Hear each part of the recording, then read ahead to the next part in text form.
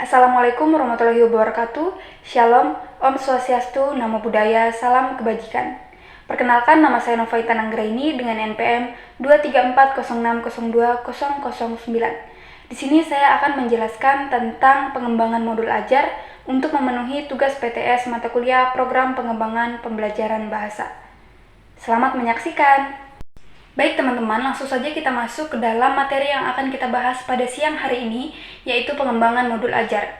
Jadi teman-teman, pengembangan modul ajar merupakan proses merancang dan menyusun materi pembelajaran yang terstruktur dan sistematis, sehingga ini dapat memudahkan pengajar dalam mereka menyampaikan informasi dan memfasilitasi siswa di dalam proses belajar mereka.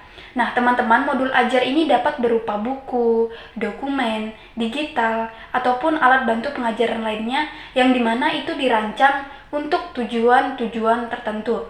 Nah, adapun tujuan dari pengembangan modul ajar itu memiliki beberapa tujuan penting. Yang pertama, yaitu menyediakan struktur pembelajaran, yang dimana modul ajar ini memberikan kerangka kerja yang terorganisir untuk proses belajar mengajar dan juga untuk memudahkan pengajar dalam menyampaikan materi. Kemudian tujuan yang kedua yaitu memfasilitasi pembelajaran secara mandiri. Nah, modul ini dirancang agar siswa itu dapat belajar secara mandiri, yang dimana itu memungkinkan mereka untuk mengeksplorasi materi dengan kecepatan dan cara belajar yang sesuai dengan kebutuhan yang mereka miliki. Kemudian yang ketiga yaitu meningkatkan keterlibatan siswa.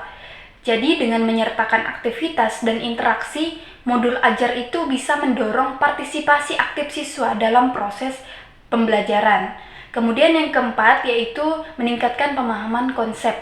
Nah, jadi modul ajar ini teman-teman menyajikan materi dengan cara yang sangat jelas dan sistematis untuk membantu siswa memahami konsep dengan lebih baik. Kemudian yang kelima, yaitu menyesuaikan dengan berbagai gaya belajar pada siswa. Nah, jadi modul ini dapat dirancang untuk memenuhi berbagai gaya belajar pada siswa, baik itu visual, auditori, maupun kinestetik. Nah, sehingga semua siswa itu dapat terlibat di dalam proses pembelajaran.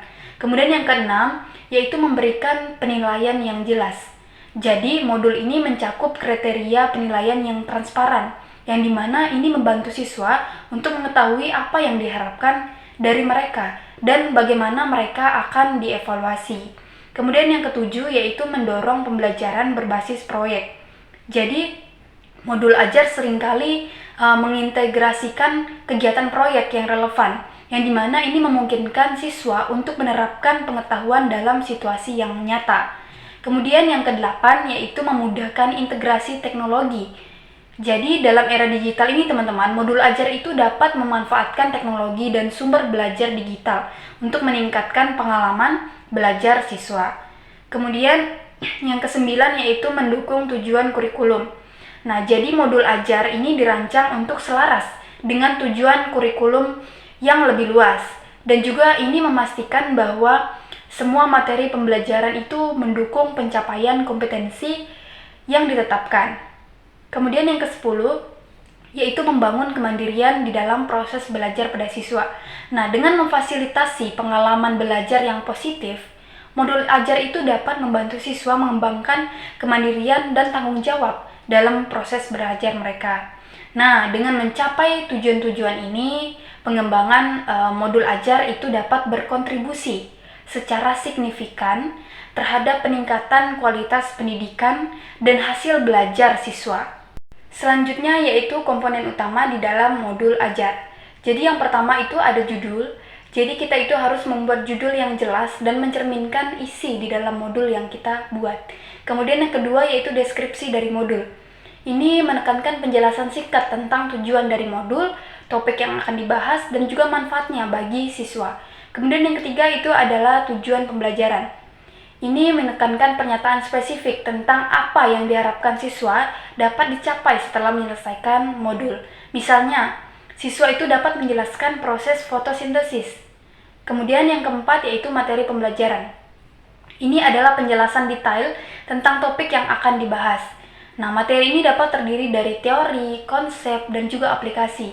Misalnya, dalam modul tentang fotosintesis, Nah, materi ini bisa mencakup definisi fotosintesis, proses fotosintesis yaitu reaksi cahayanya dan reaksi gelapnya, dan juga faktor-faktor yang mempengaruhi fotosintesis.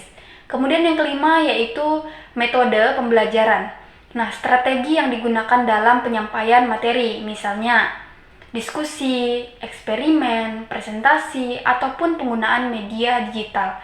Kemudian yang keenam yaitu aktivitas pembelajaran, yaitu kegiatan yang dirancang untuk melibatkan siswa secara aktif. Contoh aktivitasnya misalnya diskusi. Nah, di dalam kelompok itu tentang pengaruh cahaya terhadap fotosintesis sehingga mereka dapat berdiskusi, saling menaruh pendapat satu sama lain. Kemudian yang kedua praktikum di laboratorium untuk mengamati proses fotosintesis. Kemudian yang ketujuh yaitu penilaian. Metode ini untuk menggunakan evaluasi pemahaman siswa terhadap materi. Nah, ini bisa berupa kuis, tugas, ataupun proyek. Misalnya, siswa dapat diminta untuk membuat laporan tentang eksperimen fotosintesis yang dilakukannya. Kemudian yang kedelapan yaitu sumber belajar. Nah, ini adalah referensi dan sumber yang digunakan untuk mendukung materi, seperti buku, artikel, video, dan juga situs web. Nah, ini akan membantu siswa untuk mendalami materi lebih lanjut. Kemudian yang kesembilan yaitu umpan balik. Nah, ini adalah mekanisme untuk memberikan umpan balik kepada siswa tentang kinerja mereka, serta bagaimana mereka itu dapat meningkatkan pemahaman mereka dan keterampilan mereka. Contohnya, pengembangan modul ajar. Nah, misalnya modulnya itu adalah tentang fotosintesis. Judulnya itu pemahaman proses fotosintesis. Adapun deskripsi modulnya, modul ini membahas tentang proses fotosintesis, pentingnya bagi kehidupan, dan faktor-faktor yang mempengaruhi efisiensinya. Nah, siswa akan belajar teori dan melakukan eksperimen untuk memahami konsep ini secara praktis. Tujuan dari pembelajarannya yaitu siswa dapat mendeskripsikan proses fotosintesis. Kemudian yang kedua, siswa dapat mengidentifikasi faktor-faktor yang mempengaruhi fotosintesis. Kemudian yang ketiga, siswa dapat melakukan percobaan sederhana untuk mengamati fotosintesis.